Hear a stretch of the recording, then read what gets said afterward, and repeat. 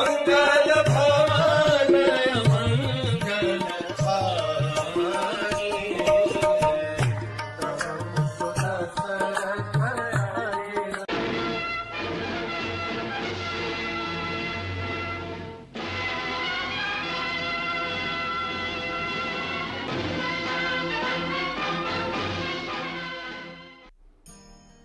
हरे कृष्ण। हम देखते हैं इस प्रकार से विभीषण ने कहा कि ये जो ब्रह्म बाण है इसका ज्ञान केवल मंदोदरी को है, और ये लगभग 90 दिन का आखिरी भाग था, 9वां दिन खत्म होने वाला है। ऐसा हनुमान जी तुरंत, अरे this is the time I have to really act, कैसे एक्ट करेंगे। उन्होंने सोचा कि अगर मैं आज रात को गया, और अभी तो रात्रि हो चली है, अगर मैंने वो बाण लेने में मैं समर्थ हो गया तो रावण को पता चल जाएगा कि ये बाण चला गया है। So let the next days war begin, 10वें दिन का युद्ध शुरू होने दीजिए। जैसे युद्ध शुरू होगा मैं क्या करूंगा, मैं ये बाण लेके जाऊंगा। 10वें दिन का युद्ध शुरू हुआ, राम और रावण के बीच में युद्ध चल रहा है। हनुमान जी एक बहुत ही ओल्ड ज्योतिषी का रूप लेके लंका में आ गए। जय श्री रावण, जय श्री रावण, ऐसे मंत्र का जप करते करते उनकी जो गदा थी वो एक ज्योतिष शास्त्र की बुक में तब्दील हो गई। उनका तिलक और ज्यादा सुंदर हो गया। उनका एक कपी या वानर का शरीर एक बहुत ही वृद्ध ज्योतिषी जो बहुत सारी चीजें जानता है, तेजस्वी ज्योतिषी में परिवर्तित हो गया।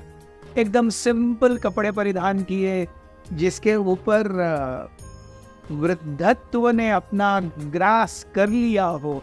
ऐसे धीरे धीरे चलते चलते जय श्री रावण, थोड़ी सी कमर झुकी हुई, थोड़े से शोल्डर झुके हुए, ऐसे ज्योतिषी को लंकावासियों ने अंदर आते हुए देखा। अब लंकावासी भी त्रस्त थे, इतने दिन युद्ध चला है, 9 दिन हो गए हैं, 10वां दिन चालू है, क्या करें। हर कोई अपना अपना ज्योतिष का कुंडली लेकर के उस व्यक्ति के पास जा रहे हैं, और वो साधु महाराज, वो ज्योतिषी ऐसे वो जैसे सब कुछ जानते हो, किसने कब क्या बोला क्या हुआ सब जानते हैं। एवरीवन इज लाइक एस्टोनिश्ड, इसे सब कुछ कैसे पता है। तो हर कोई उनके पास आने लगा, रे क्या होगा क्या होगा क्या होगा। मंदोदरी तक बात पहुंची। कोई ऐसे महान साधु आए हैं, ऐसे महान ज्योतिषी आए हैं जो सब जानते हैं। मंदोदरी शी न्यू ये रिजल्ट क्या हो सकता है, या तो रावण जी सकते हैं या रावण मरेंगे, इन दोनों में से कुछ एक ही होना। बट मंदोदरी वो सो पैनिक्ड इनसाइड, वो तुरंत अपना राजमहल छोड़ करके आई और कहा, हे साधु बाबा, मैं आपसे महल में मिलना चाहती हूँ, आप यहाँ पे नहीं, थोड़ा मैं आपसे एक प्राइवेट वार्तालाप करना चाहती हूँ। हनुमान जी को यही चाहिए था। ज्योतिषी गए महल में, और एक बड़े सिंहासन पर जिसके ऊपर सारे गेस्ट्स को बिठाया जाता था, जो एकदम सुंदर था, वो ऑफर किया गया ज्योतिषी को। ज्योतिषी ने कहा, नहीं, मैं केवल मेरी कुशा घास का एक मैट है उसके ऊपर ही बैठता हूँ, चटाई के ऊपर ही बैठता हूँ। उन्होंने अपने पास से वो चटाई छोटी सी खोली, बैठ गए नीचे। ये एक सिंपल एंडेवर, एक सिंपल एक्शन ने मंदोदरी को कन्विंस कर दिया, अरे ये व्यक्ति किसी भी शान शौकत या बड़ी पोजीशन के पीछे नहीं है, मतलब ये बहुत सीधा व्यक्ति है और ये सही बताएगा। उन्होंने तुरंत रावण की कुंडली ला करके रखी, अपनी कुंडली ला करके रखी। मुझे बताइए बाबा क्या हो सकता है। Hanuman ji is acting as a, या तो रावण जिएगा या तो रावण मरेगा। जय श्री रावण। मंदोदरी की धड़कनें ऊपर नीचे ऊपर नीचे ऊपर नीचे। उस ज्योतिषी ने, हनुमान ने मंदोदरी की आंखों में देखा और एकदम एक टक लगा करके कहा, तुम्हारे पास एक सीक्रेट है, वो सीक्रेट जब तक परफेक्ट है तब तक रावण का कोई बाल भी बांका नहीं कर सकता। मंदोदरी वो सैफ, इस ज्योतिषी को ये भी पता है कि देयर इज अ सीक्रेट, और उसको ये भी पता है कि I know where is that secret. ज्योतिषी बोलने लगे हनुमान को यही चाहिए था। मंदोदरी और पैनिक कर गई कि इसको ये सब कैसे पता है, तो इसको तो नहीं पता है कहाँ है।